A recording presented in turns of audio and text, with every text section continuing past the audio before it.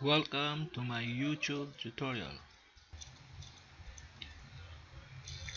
Okay, let's start. Click the circle image in the top right of your YouTube screen and click Creator Studio.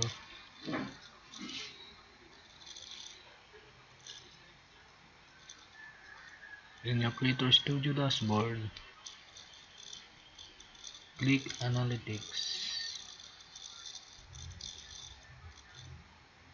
And now you will see the watch time, the view, and your estimate revenue, average view duration, and the last 28 days.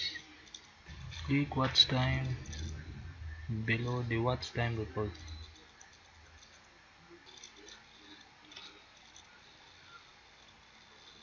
Okay, and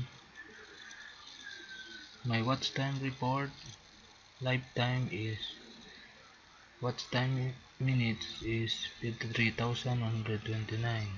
So I will share to you to how to check your watch time and hours. So click the compare metric and more metric,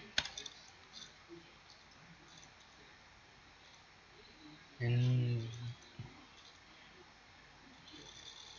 more metric you can click the watch time hours.